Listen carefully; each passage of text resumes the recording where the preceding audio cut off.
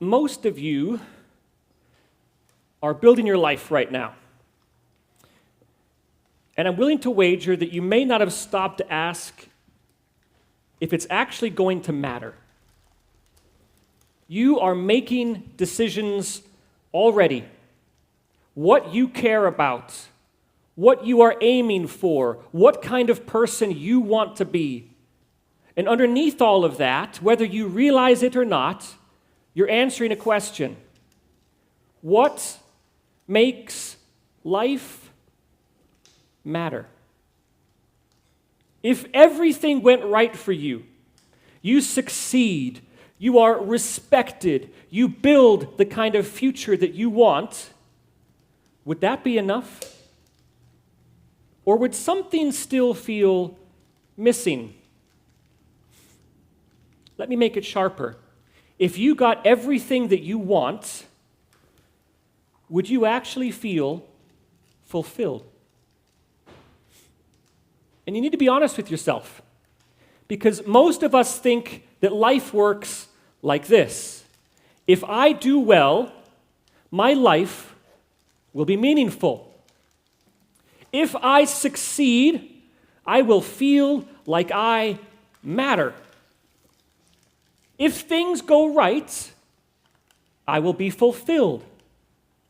That is the assumption. And that's what we're all building toward. But nobody really questions it. We just kind of inherit this ideology. But Yeshua directly challenges that way of thinking. Not softly, not indirectly. No, he goes straight at it. So instead of guessing what life is about, I want us today to actually look at exactly what he says. You all have Bibles. Turn them to the book of Mark, chapter 8. We're going to start in verse 34. Everyone get a Bible. Open to Mark, chapter 8. Mark is one of the four Gospels, right after Matthew.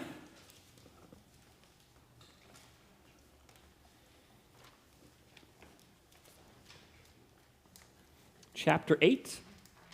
We're going to read verses 34 to 37. All right, follow along. Here we go.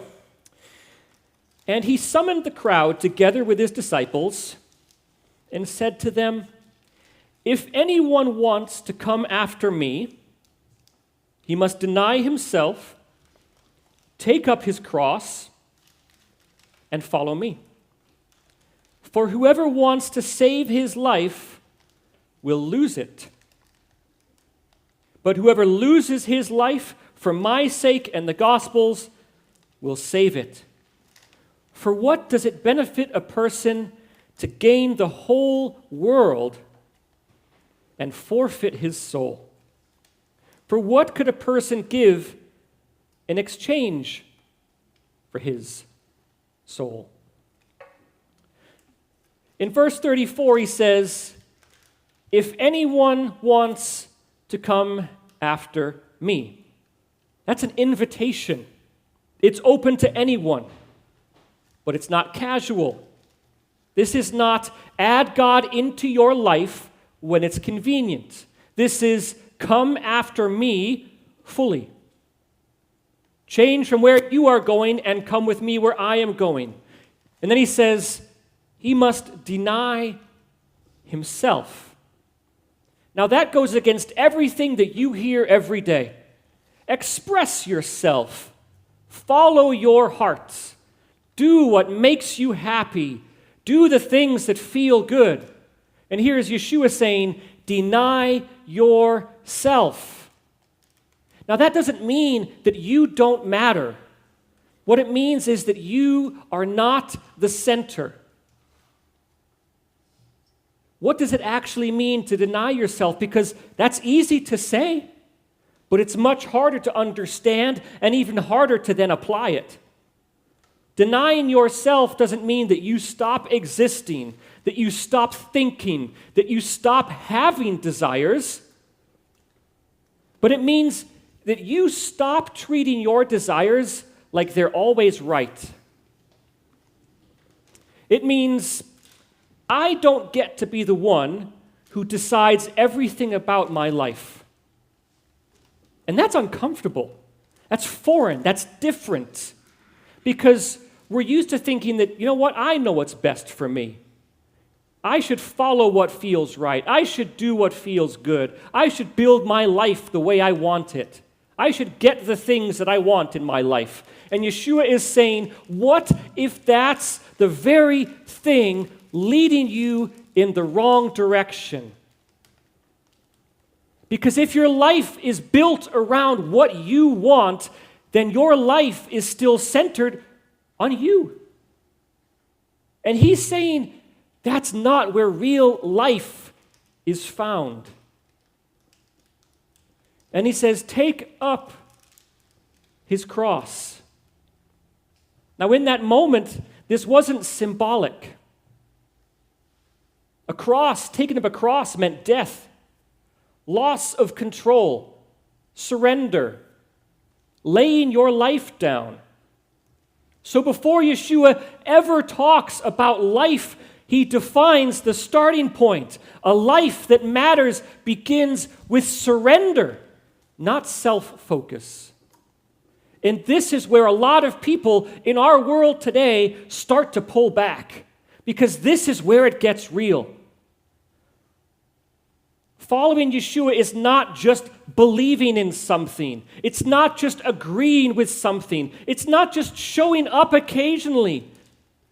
It's giving up control over your life. You don't sit in the driver's seat. And yes, that includes things like choosing obedience when it's hard, doing what's right even when it costs you something, not following every impulse or desire that you have, not because God is trying to take life away from you, but because he knows where real life actually is. He knows where it is. And it says in verse 35, for whoever wants to save his life will lose it. Well, to save your life means to protect it, to control it, to build it your way, to make it all about you. It's me, myself, and I. And Yeshua says, if you build your life around yourself, you will lose it. And then he flips it. But whoever loses his life for my sake in the Gospels will save it.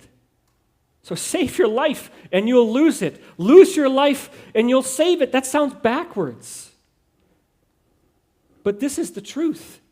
The life you are trying to hold on to is the very thing keeping you from real life. Let's sit in that for a second. Because this is the part that most people don't actually believe. We hear it, we say we agree with it, but we don't live like that's true, do we? Because everything in us says, if I let go of control, I will lose. If I don't build my life my way, I will miss out. But Yeshua says, no, the opposite. If you hold on to your life, you will lose it. If you give it up for me, you will find it. So the question is, which one do you actually believe? Not what you say that you believe. All of you will say you'll believe Yeshua. Which one do you actually believe? What do you live like is true? Think about how this shows up in your life. I want control over my future. I want things to go my way. I want my life to turn out exactly how I expect it to. That feels like life. That feels right. That fits in with the world around you where you're inundated with all this crap on social media. But what if that's actually what's keeping you from real life? For what does it benefit a person to gain the whole world and forfeit his soul? This is the question. It's not, are you successful? It's not, did things work out the way you wanted them to? But what did it actually cost you? Gain the whole world. That's not just money or power. That's whatever you believe will make your life matter. And for you, that might look like, getting into the right college, building a successful future, being respected, being known by thousands or millions of people, having people look at your life and think, wow, that person really made it in life. They've got it all together. And listen, none of those things are bad. And that's what makes them so dangerous. Because you can spend your whole life chasing something that isn't actually wrong, but was never meant to define who you are. And you can get there and still feel like, why doesn't this feel like enough? Yeshua is saying you can gain everything, the whole world, and still lose what actually matters. That's the difference between success and significance. Success is what you achieve. Significance is whether your life actually matters. And those are not the same thing. For what could a person give in exchange for his soul? Once you trade what matters, you don't fix it with something else. There is no, I'll figure it out later, or I'll fix it once I get there. Listen, you don't trade your life for success and then trade it back. You make that trade and it's over. This is why Ecclesiastes describes life without God as empty, because everything that you chase, it doesn't last, it doesn't truly satisfy, and it doesn't carry meaning. And this is why Yeshua says in John 10:10, he says, I came that they may have life abundantly. So now you have two paths. You can build your life your way.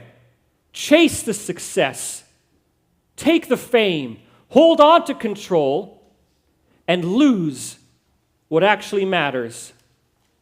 Or you can surrender, follow Him, let go of what you think you need, and actually find real life. Each one of you needs to think about this honestly. Not out loud, but think, what are you actually building your life around right now? What matters most to you? What are you chasing? What are you trying to prove in life? Because whatever that is where your life is headed. Let me make this really real and clear for you. Fast forward your life. You did everything right. You worked hard. You succeeded. You built something great. All these people respect and admire you. From the outside, your life looks exactly how you hoped it would. But then you have a quiet moment. No noise. No distractions. It's just you. And in that moment, you realize, I got what I was chasing, but it's not doing what I thought it would. It's regret. That's what Yeshua is warning about. Not failure, but success without meaning. Because the most dangerous thing isn't your life. It's not if your life falls apart. The most dangerous thing is that your life comes together and it's built on the wrong thing. You don't drift into a meaningful life.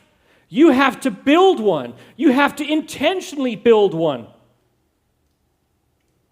Otherwise, you'll find that your life has been built on the wrong thing.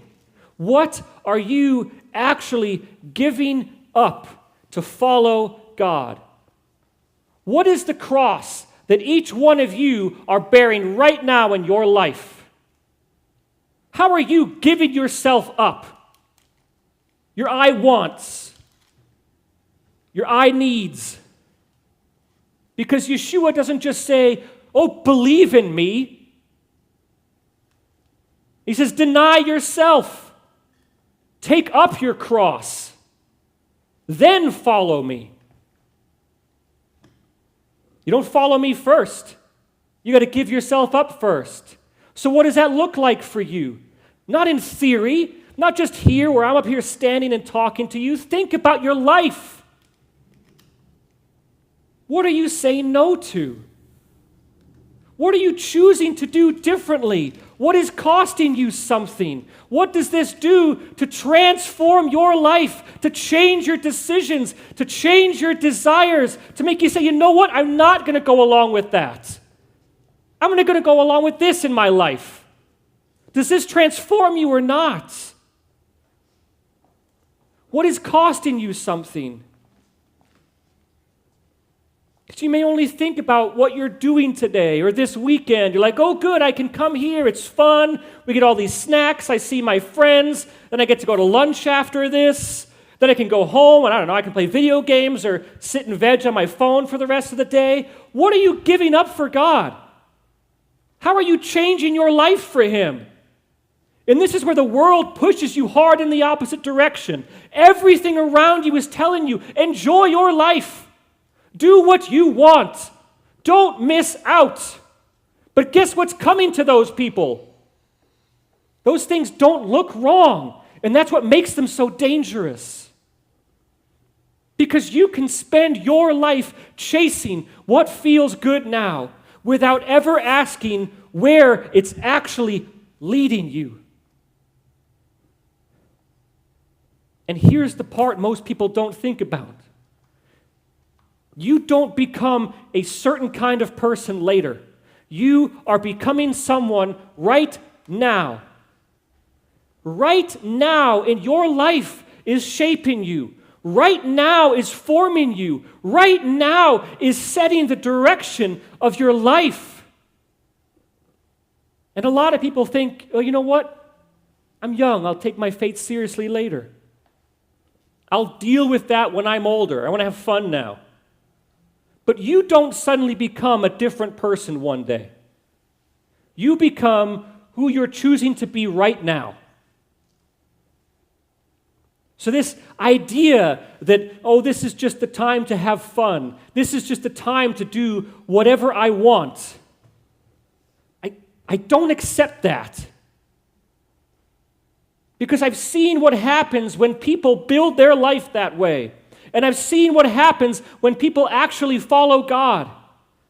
You are not just teenagers. I'm sick of hearing that. You are at a stage where your life is being shaped by what you choose, so you have to realize that and choose carefully, choose wisely. And you can either drift and follow what everyone else is doing and build your life around yourself, or you can decide, I'm not going to waste this. I'm actually going to take this faith thing seriously. Not just understand it, not just hear it, but ask yourself, if this is true, how does it change how I live my life now? The disciples were your age. They were teenagers. I refuse to believe and comply with the world that you're all just teenagers, so you should only be focused on the fun things now. That's foolish. You can be powerful witnesses of the gospel in this world, but that means that you have to give up living like everybody else around you does. But only one leads to real life. Now is the time for you to decide. Don't waste the life that you have. Don't see faith as just some intellectual thing where you read a verse and just go, oh, okay, all right, yeah, that makes sense. Ask yourself how it should change your life. That's what this series is about. It's not how to get everything you want, but how to live a life that actually matters. You only get one life. One. You don't get a second chance. You don't get a reset later. You don't respawn. And you can spend it chasing things that look important. Success, achievement, a future that works out the exact way you want it to. And you might even get there. But here's the reality. You can build a successful life and still miss what actually matters. You can win and still lose what your life was meant for. So the question isn't, will you succeed? The real question is, when you get where you're going, will it actually be worth it? Because right now, each one of you are building your life. Not later, not someday, right now. And if you build it on the wrong thing, you don't fix it at the end.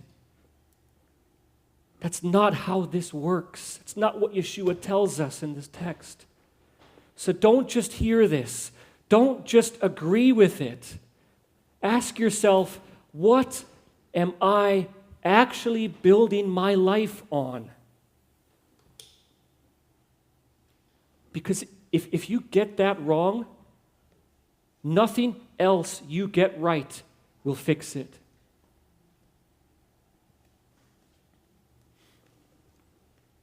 Next week, we're going to start answering that question. But for now, I want you to sit with it. Avinu, we love you. We thank you for this day. We thank you for sometimes the dire warning in Scripture.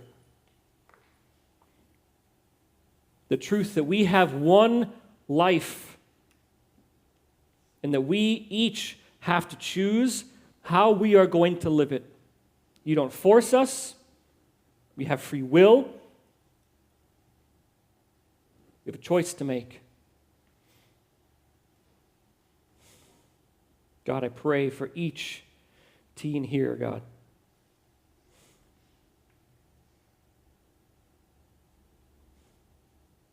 Make them desire you, Lord. Be at work in their life, in their heart.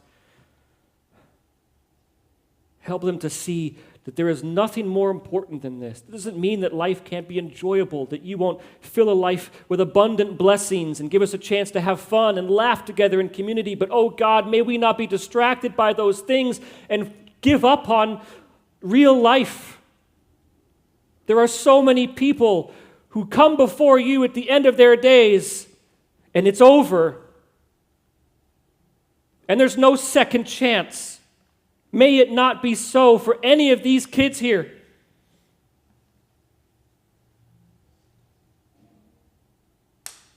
Show them your greatness. Show them your goodness. Show them the incredible power of living a real life for you. Make them your lights in this world. task them with building your kingdom until that glorious day when you return. And when you come back, I pray that not one of these kids would be shocked or surprised, but would rejoice because they have served you and look forward to eternal life, not distracted by the short time we have in this world, but knowing what is coming. What so many regret, may we look forward to and rejoice toward. Make yourself real to these kids, I pray. In the matchless name of your Son, Yeshua, our Messiah. Amen.